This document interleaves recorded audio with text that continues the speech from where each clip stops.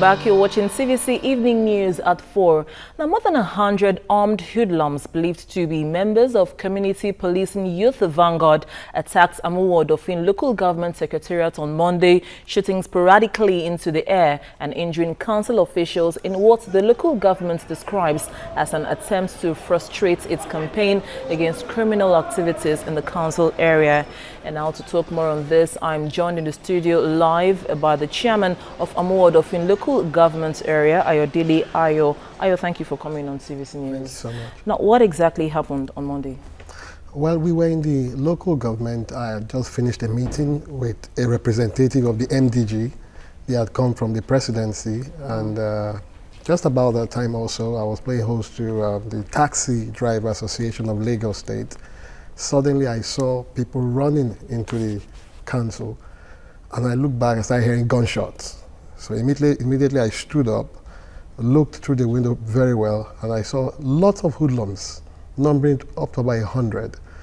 If not for the bravery of the NSCDC armed guards that were protecting the local government, perhaps by now I would have been slaughtered.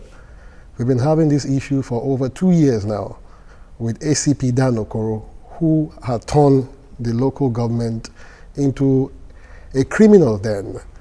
ACP Dan Okoro believes that he can use criminals to fight crime, and he put up this group called Community Policing Youth Vanguard. And we asked a question from him, that where did you derive the power to create such a group? And that even if you must do this, there must be some level of authority behind it, either from the Nigerian Constitution or the Police Service Act, which we've searched and we've not seen anything. And if you're saying people are there to fight crime, we must know the address, we must profile them, and they must be registered. How certain are you that these hoodlums were sent by the Area E commander? We've been having battles with him. This is not the first time. If you go to his office, you meet them there. In fact, the leader, named Onwa, is an agent of Mr. Dan Okoro. You find Fatah Onifade Akpashe, who has been fingered into several pipeline vandalization in the local government, also go there regularly. He comes to have meeting with them at a certain school around 4th Avenue. He has legitimized commercial motorcycle within the local government at areas that have been restricted by law of Lagos State. Can you substantiate these claims? Yes, we have video clips. We have video clips to substantiate it. We have some of them who had confirmed and also attested to it on camera.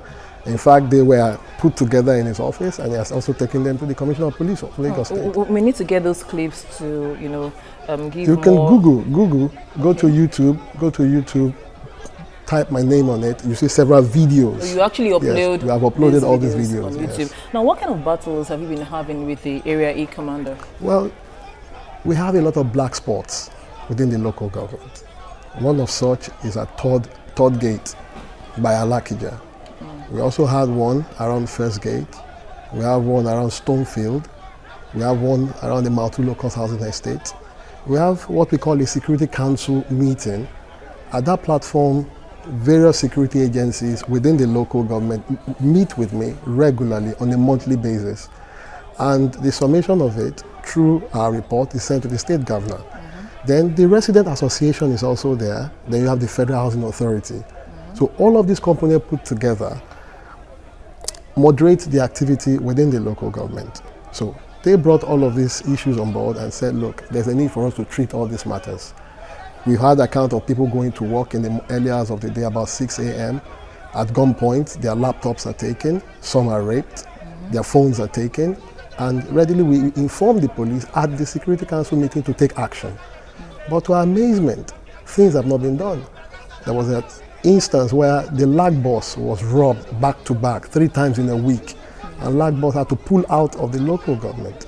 So this thing has continued to happen unabated. So are you saying what he has against you is that you're trying to fight crime? Is he not also fighting crime? He's benefiting from crime. He's not fighting crime.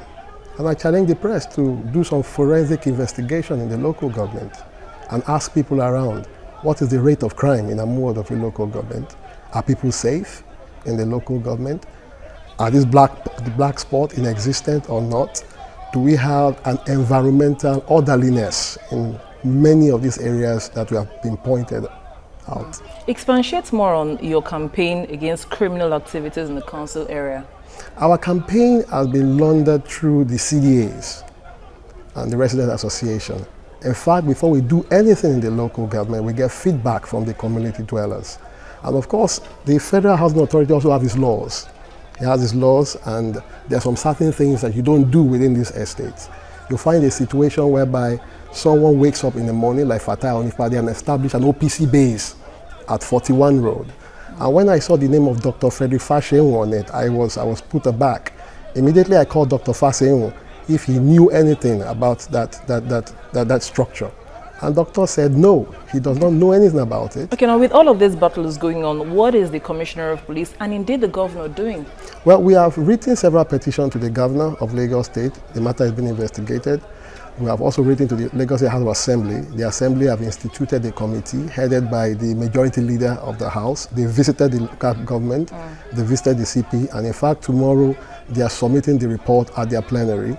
I've also written to the IG on this matter. I've written to the AIG Zone 2. I've written to the CP. As I sit here, my security armed guard was withdrawn after I issued a disclaimer that Amuwo Odofin local government was not patronizing fake military officers as alleged by the CP after Mr. Dan Okoro has misinformed them.